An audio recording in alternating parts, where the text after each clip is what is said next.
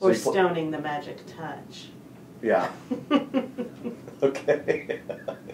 So Kenny's Castaways, Folk City, wow. Yeah. All of those great places. Maria Muldaur, you played? Or, Actually, I sang backup with Maria Muldaur. She and I went to the same high school. oh, wow. And a buddy of ours, Doris Abrams, was playing at the Philadelphia Folk Festival. And Maria and I sang backup together for Doris. And that was a lot of fun. That's where we were talking about Ernie Hawkins before, and he played in her band at one point, and he went on tour with her. So that's another probably connection. Yeah, so that's that connections. So you kept playing. You raised 3 kids, and you did documentaries for public radio. Yeah. And I am not going to pronounce this name, but Mayo? Putumayo. Putumayo. World Music. Yeah, I worked there, but as my son said when I came home from work every day, Mom, does your job really have anything to do with music? Actually, the answer was, well, it has something to do with music, but not a lot, because when you work for a record company, you get to do everything but play music, really. Oh, really? Yeah. Yeah, yeah.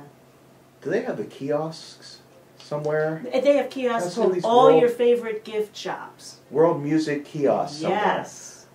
They're very good at marketing. I'll be darned. I think they have one here at the Giant Eagle where I go and get that sounds a lot like it.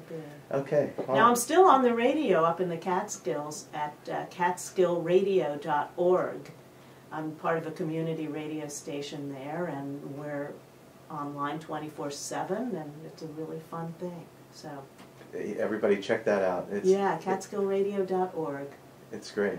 And what do you do on the radio? Do you have? Well, I do some programming, and we have a show, a variety live webcast we do every couple of months. That's called Cabaradio, and it's kind of like a down-home, funky Catskills version of Prairie Home Companion, and we have storytellers and poets and kids and seniors, and it's just a great show. It's a lot of fun. Oh, so that check sounds really out. cool. It is fun, and I'm the MC, so Oh. I get to be my talkative self there.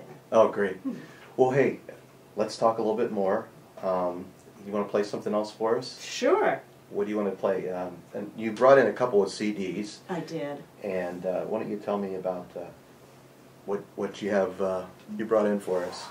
Well, first CD I really did by myself was in 2007. It's called Back Eddie Blues, and I have a phenomenal band on that CD. It includes all kinds of great players.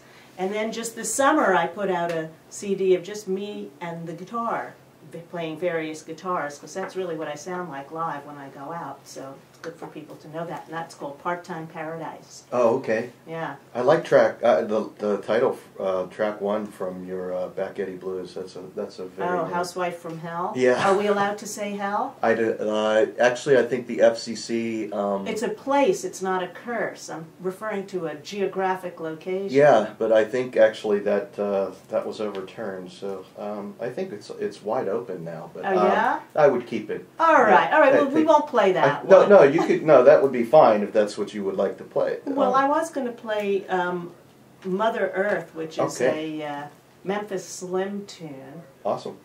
He's a piano player, so I somehow heard it on the guitar when I heard him playing it on the piano, just kind of the opposite of, Okay. you know.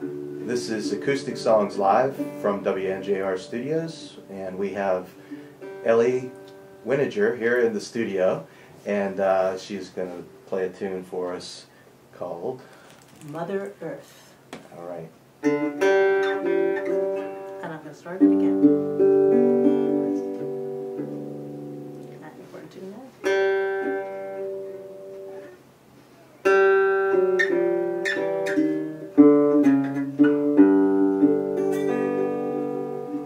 You may high-hand me all the time. You may never look my way. Mother Earth is laying for you. There's a debt you got to pay. Don't care how great you are. Don't care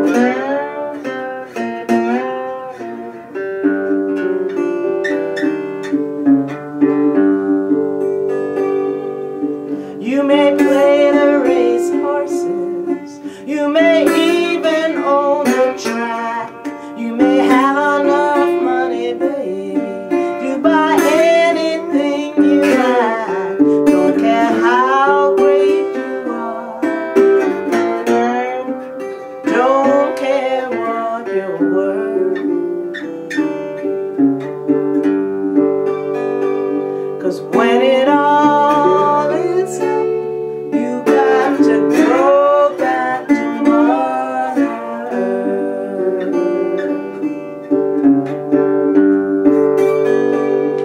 When it all is up, you got to go back to mother.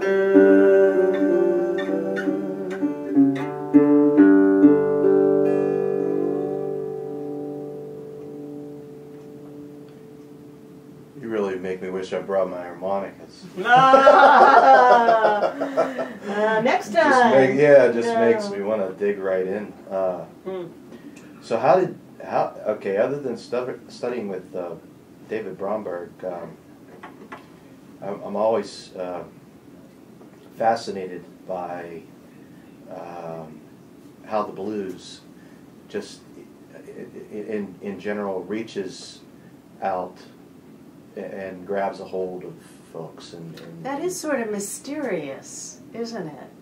Yeah. You know, I do attribute a lot of it to those Smithsonian records that my parents had and that I listened to nonstop. They had this Blind Lemon Jefferson record that I just found so, I mean, even before I understood what the songs were about, there was something so mysterious and compelling about it, something so real and raw, that everything else I listened to just sort of sounded like kiddie music, or you know, because I was listening to it when I was really young, and everything else just sort of paled in comparison. I felt this kind of visceral attachment to it when I heard it that I could never explain.